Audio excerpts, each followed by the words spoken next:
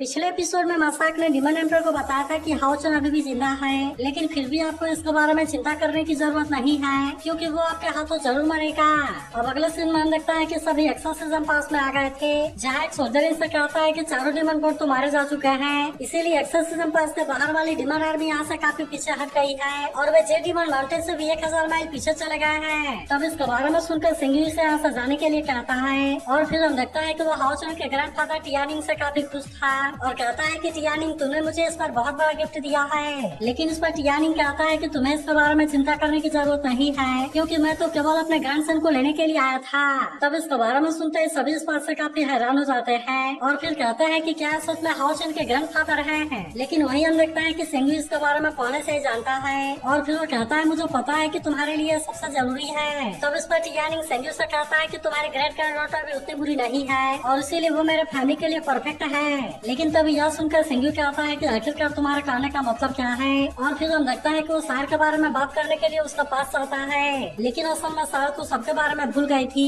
और इसीलिए हम देखता है कि वो पीछे हट जाती है। तब हम देखता है कि उसका ऐसे बिहेवियर से सभी काफी परेशान हो गए थे और इसीलिए सिंगयू भी उससे पूछता है कि आखिरकार क्या हुआ। इसके बाद हम देखता है कि वो फिर से सार से बात करने की कोशिश करता है और फिर वो पूछता है कि क्या तुम अपने ग्रेट ग्रैंड डॉटर को नहीं पहचानती। तभी हम देखता है कि हाओचन इन पे इसके बारे में सब कुछ बताने के लिए रेडी हो गया था, इसीलिए हम देखता है कि वो सबसे पहले सिंगयू से सॉरी कहता है और वो बताता है कि सार को किसी के बारे में कुछ याद नहीं है। वहीं हम देखता है कि बाकी सभी लोग भी इस बात से काफी उदास हो गए थे और फिर हाओचन इनसे कहता है कि आप इसके लिए मुझे माफ कर देना क्योंकि मैं सार को अच्छे से प्रोटेक्ट नहीं कर सका। इसके बाद वो इनको बता देता है कि वहाँ पर असल में हुआ क्या था और किस तरह से सार अपने पास के सारे मेमोरी को भूल गई। फिर वो कहता है कि सार को केवल लॉस्ट लव के टावर में पार्टिसिपेट करने के बारे में याद है, जबकि इसके अलावा वो सारी चीजों के बारे में भूल गई है। तब हम देखता है कि इसके बारे में जानकर सभी इस बात से काफी उदास हो जाते हैं और सिंगयू कहता है मैंने ऐसा उम्मीद नहीं किया था कि वहाँ पर इतनी सारी चीजें होंगी और इसके अलावा सार ने तो गॉड अवेकनिंग को भी स्टार्ट कर दिया है। तब हम देखता है कि इसके बारे में कोई भी कुछ नहीं बोलता। वहीं टियानिंग कहने लगता है कि अगर केवल क्राउन प्रिंस के इंजर्ड होने की बात होती तो मुझे लगता है कि डिमन एम्पायर इस तरह से होली वार को स्टार्ट नहीं करता। इसके अलावा उस हाउसन के जिंदा बचने से भी कोई ज्यादा परेशानी नहीं है, इसीलिए मुझे लगता है कि वहाँ पर कुछ और हुआ होगा। और फिर वो इससे पूछता है कि वहाँ पर इसके अलावा और क्या हुआ था। वही हम देखता है कि सिंगयू भी इसके बारे में जाने के लिए परेशान होता है, इसीलिए हाउसन भी इनको इसके बारे में बताने के लिए रेडी हो गया था और फिर वो कहता है कि शायद ये चीज स्नेक डिमन पिलर के डिस्ट्रॉय होने की वजह से हुआ होगा। लेकिन यह सुनते ही सभी पूरी तरह से हैरान हो जाते हैं और कहता है कि क्या सच में तुमने स्नेक डिमन पिलर को डिस्ट्रॉय कर दिया। वहीं सिंगयू भी हैरान होते हुए कहता है कि आखिरकार ये कैसे पॉसिबल है क्योंकि पिछले 6000 सालों में अलायंस में कभी भी ऐसा नहीं हुआ और आज तक कोई भी किसी डिमोनिक पिलर को डिस्ट्रॉय नहीं कर सका। तभी टियानिंग सोचने लगता है कि क्या हाउसन के पास में कोई स्पेशल एबिलिटी है जिसकी वजह से इसने डिमोनिक पिलर को डिस्ट्रॉय कर दिया। लेकिन अब हम देखता है कि हाउसन इनको पीछे के वजह के बारे में बताने के लिए भी रेडी हो गया था, इसीलिए वो इनसे कहता है कि मैं जिसके बारे में बात करने वाला हूँ वो अलायंस के लिए बहुत ही जरूरी है। तब इस बात से टियानिंग समझ जाता है कि ये कोई जरूरी बात है, इसीलिए हम देखता है कि वो तुरंत यहाँ पर किसी बैरियर को क्रिएट कर देता है ताकि इनके अलावा और कोई इसके बारे में ना सुन सके। अब इसीलिए वो हाउसन से कहता है कि तुम इसके बारे में हमें बता सकते हो क्योंकि हमारे अलावा और कोई अब इसके बारे में नहीं सुन पाएगा। तब इस पर हाउसन कहता है कि ग्रैंडपा आपकी बात पूरी तरह से सही है, लेकिन वो स्पेशल पावर असल में मेरे पास में नहीं है बल्कि ये पावर असल में मेरे बीच पार्टनर हाओयू के पास में है। और अब हम देखता है कि उसने हाओयू को बाहर निकाल लिया था। तब हम देखता है कि हाओयू भी काफी खुश होता है और वो फिर से हाउसन और सार के साथ में खेलने लगा था। तभी हाउसन को बताने लगता है कि हाओयू शायद डिमन का नेचुरल एनिमी है क्योंकि इसने अपने पावर से डिमोनिक पिलर को बहुत ही आसानी से डिस्ट्रॉय कर दिया और इसीलिए मुझे लगता है कि इसके बारे में पता चलने पर डिमन एम्पायर ने होली वॉर को शुरू कर दिया और वैसे भी इसका मेरे साथ में ब्लड कॉन्ट्रैक्ट है। और फिर वो इससे कहता है कि मैंने अलायंस को बहुत बड़े परेशानी में डाल दिया, लेकिन मैं असल में ऐसा जानबूझकर नहीं करना चाहता था, लेकिन फिर भी मुझे लगता है कि अगर अलायंस ने मुझे और हाओयू को ग्रो होने का चांस दिया तो फिर जब हम आने वाले समय में बहुत ज्यादा पावरफुल हो जाएंगे, जिसके बाद ऐसा हो सकता है कि हम सारे डिमोनिक पिलर को डिस्ट्रॉय करने में कामयाब हो जाएं और फिर इस तरह से हम उनको होली डिमन कॉन्टिनेंट से पूरी तरह से बाहर कर देंगे। लेकिन तभी हम देखते हैं कि टियानिंग इसे खड़ा करा देता है और फिर कहता है कि जब तक मैं यहाँ पर हूँ किसी के अंदर इतनी हिम्मत नहीं है कि वो तुम्हारे साथ में कुछ भी कर सके।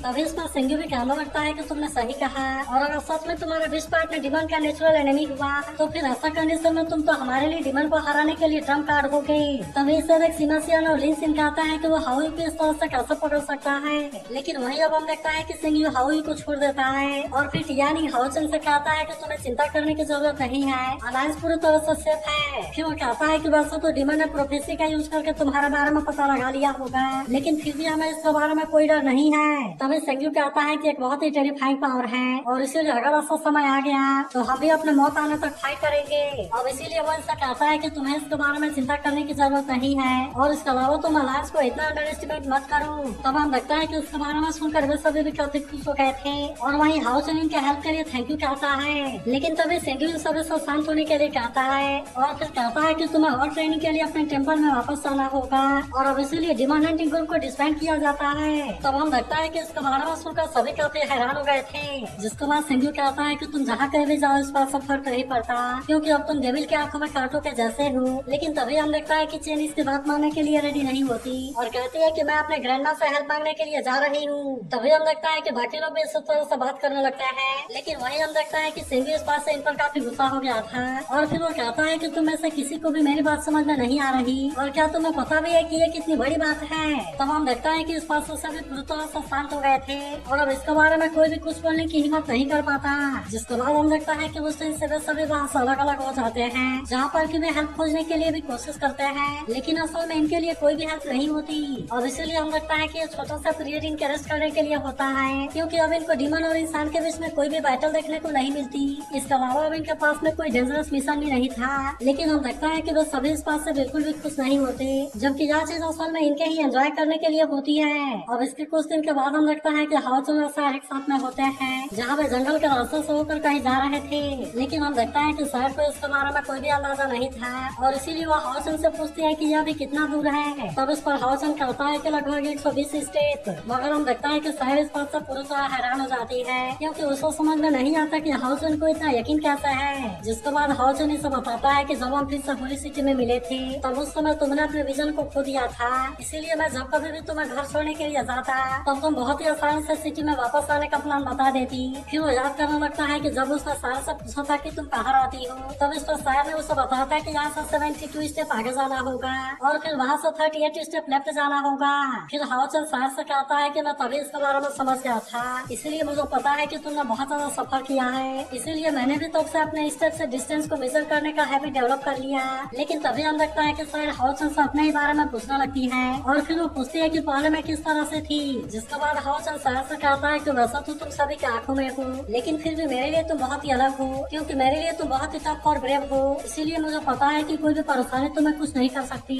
और इसके अलावा अगर पूरी तरह से डार्कनेस भी हो तो भी मैं लाइट के लिए उदास रहूंगा और इसीलिए मुझे लगता है कि तुम पूरी दुनिया में एक बहुत ही यूनिक एग्जिस्टेंस हो। लेकिन वही हम देखता है कि सायर भी किसी चीज के बारे में सोचकर परेशान होती है और फिर वो हाउ चेन से पूछते हैं कि क्या तुम उस समय उदास थे जब मेरे पेरेंट्स को पता चला था कि मुझे उनके बारे में याद नहीं है। फिर वो कहती है कि उस बात से वे सभी काफी उदास हो गए थे और इसीलिए मुझे लगता है कि वो मेमोरी उनके लिए बहुत ही इम्पोर्टेंट है। लेकिन हम देखता है कि हाउ चेन अभी इसके बारे में कुछ भी नहीं बोलता जिसके बाद सायर कहती है कि मैं इसके बारे में समझ गई हूँ और इसीलिए मुझे समझ में आ गया है कि उस समय सबसे ज्यादा उदास तुम थे। तब यह सुनकर हाउ चेन भी कहता है हाँ ये बात सही है कि मैं उदास हूँ लेकिन मैं असल में उन मेमोरी के खो जाने की वजह से उदास नहीं हूँ बल्कि मैं तो इसलिए उदास हूँ कि मैं तुम्हें प्रोटेक्ट नहीं कर पाया। फिर वो सायर से कहता है कि वैसे मेरे सारे मेमोरी बहुत ही पेनफुल थे इसीलिए मैं तुम्हें बताना चाहता हूँ कि पास मेमोरी उतनी इम्पोर्टेंट नहीं है और इसीलिए सबसे जरूरी बात यह है कि अगर तुम चाहती हो तो हम फिर से इसे शुरुआत से शुरू कर सकते हैं। जिसके बाद हम देखता है कि सायर भी इसके लिए रेडी हो गई थी इसीलिए वो तुरंत ही हाउ चेन को अपने गले से लगा लेती है।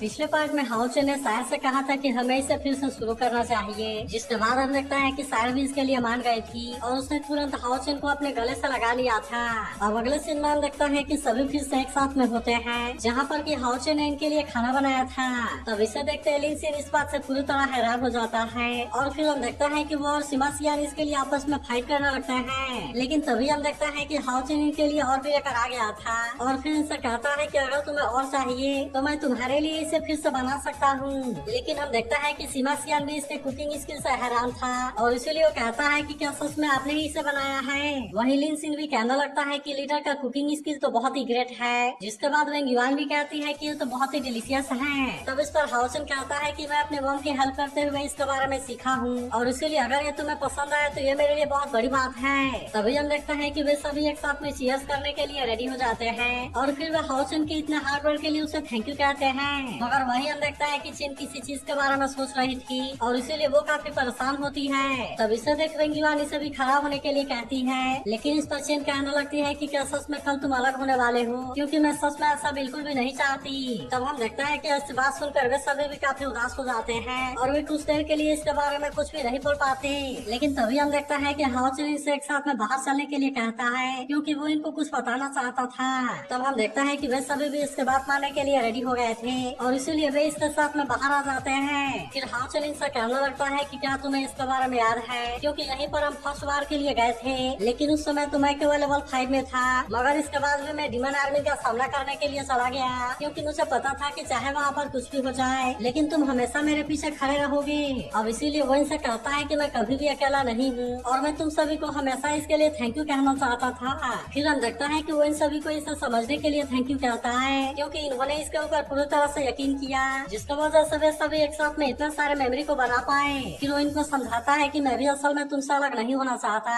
लेकिन असल में बात ऐसी है कि मैं अब डिमन का टारगेट बन चुका हूँ और इसीलिए मैं तुम्हें अपने साथ में रखकर तुम्हें डेंजर में नहीं डालना चाहता। मगर वही हम देखता है कि वे सभी भी ऐसी बात सुनकर काफी इमोशनल हो गए थे और इनमें से कोई भी इसके बारे में कुछ नहीं बोल पाता। मगर फिर भी हम देखता है कि हाओचन ने बेटर फ्यूचर को बनाने के लिए गुड बाय बोलने का डिसाइड कर लिया था, इसीलिए वो इनसे कहता है मैं उम्मीद करता हूँ कि तुम फिर से मेरे ऊपर यकीन कर सकते हो और इसीलिए तुम सभी केवल 1 साल के लिए मेरा वेट करो, क्योंकि उसके बाद मैं फिर से तुम सभी को टीम में वापस लेकर जरूर आऊंगा। तब हम देखता है कि वैसे तो अभी इसके बारे में कोई भी कुछ नहीं बोल पाता, मगर वही हम देखता है कि सायर इसकी बात मानने के लिए रेडी हो गई थी और इसीलिए वो हाओचन से कहती है कि मैं तुम्हारा वेट करूंगी। तब हम देखता है कि बाकी सभी भी तुरंत इसकी बात मानने के लिए रेडी हो गए थे और वे कहते हैं कि हम भी इसके लिए काफी मेहनत करेंगे और वैसे भी 1 साल बहुत ही जल्द गुजर जाएगा। वही हम देखते हैं कि लिंग सिंह भी इसके लिए रेडी हो गया था, जहाँ हम देखता है कि वो इनको अपने तरफ से कोई फील देता है और फिर कहता है कि तुम इस 1 साल के टाइम में इंजर्ड मत होना। तब हम देखता है कि बाकी सभी भी इसके बात मानने के लिए रेडी हो गए थे, लेकिन तभी लिंग सिंह से कहता है कि तुम भी मेरा वेट करना, क्योंकि मैंने इसके बारे में पहले से प्लानिंग कर लिया है और इसीलिए मैं भी जियालिंग पास में जाने के बाद अटैक मैजिक को सीखना शुरू कर दूंगा। फिर वो कहता है कि अगली बार मिलने पर मैं तुम्हें ट्रिब्यूट दूंगा। वही हम देखता है कि हानी भी इसके लिए पूरी तरह से रेडी होता है और कहता है कि अगली बार जब हम मिलेंगे तो और ज्यादा पावरफुल होंगे। मगर तभी हम देखता है कि चेन इनसे सॉरी कहती है, जिसे सुनकर किसी को समझ में नहीं आता कि वो ऐसा क्यों बोल रही है। तब इस पर चेन इनसे कहती है कि मैंने तुम्हें कभी भी इसके बारे में नहीं बताया, जबकि मेरी इनर स्पिरिचुअल पावर असल में 92.92 है। तब इसके बारे में सुनते ही वे सभी इस बात से काफी हैरान हो गए थे और कहते हैं कि तुम भी एक स्कॉलर हो। तब इस पर चेन कहती है कि हाँ तुमने सही सुना, लेकिन लेवल 7 से पहले मेरी एबिलिटी बहुत ही अनस्टेबल है और इसीलिए मैं जैसे ही लेवल 7 में पहुंच जाऊंगी तब उसके बाद से मैं लिविंग गेट को बहुत ही अच्छे तरीके से समन कर सकती हूँ। फिर वो कहती है कि उसके बाद मैं सीधे गॉड अवेकनिंग को भी स्टार्ट कर दूंगी और मेरे ग्रैंडमा ने इसे सीक्रेट रखने के लिए बोला था, क्योंकि मैं उस समय बहुत कमजोर थी। लेकिन हम देखता है कि हाओचन को इस बात से कोई परेशानी नहीं होती, इसीलिए वो चेन से कहता है कि तुम्हें इसके लिए सॉरी कहने की जरूरत नहीं है, क्योंकि वैसे भी तुमने बहुत अच्छा काम किया है।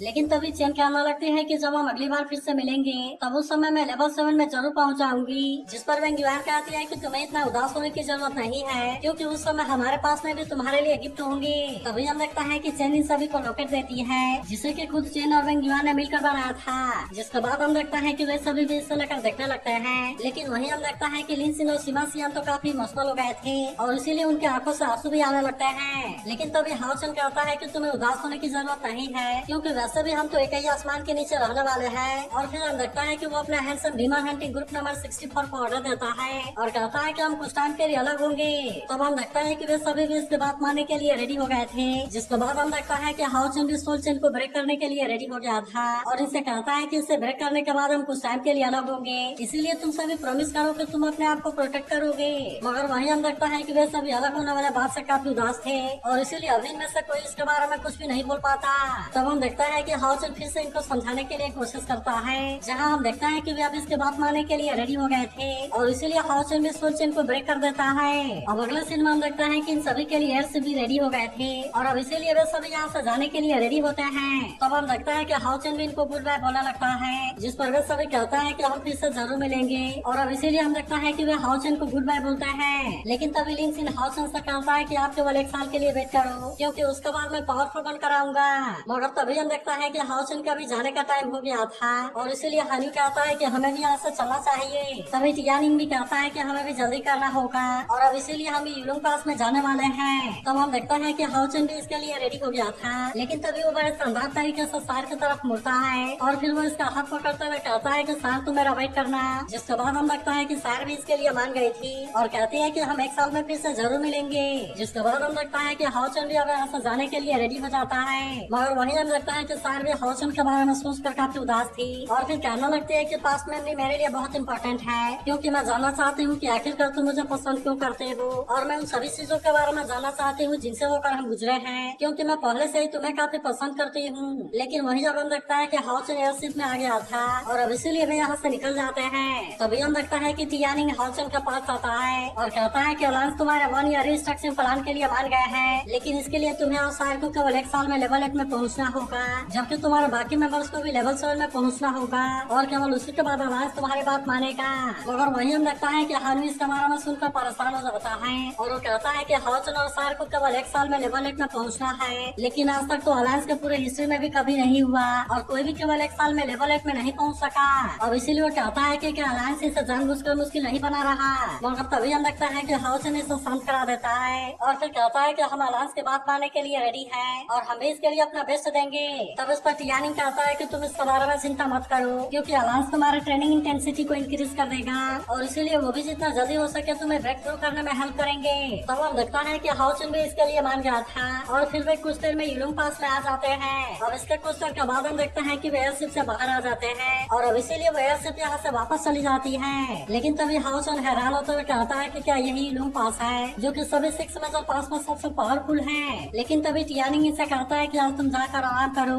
और कल के लिए तुम वेट करना। मगर तभी हम देखता है कि अचानक से हाउसन को पीछे से कोई आवाज सुनाई देती है, जिसे सुनते ही उसे अपने मदर के बारे में याद आने लगी थी। इसीलिए हम देखता है कि वो इसके बारे में जानने के लिए पीछे मुड़ता है, जहाँ हम देखता है कि उसके मदर इससे मिलने के लिए आई थी। तो अगर एक्सप्लेनेशन अच्छी लगी हो तो इस वीडियो को लाइक और इस पर एक कमेंट जरूर कर देना और अगर आप इसके अगले एपिसोड के लिए एक्साइटेड हो तो इसके बारे में कमेंट करके जरूर बताना।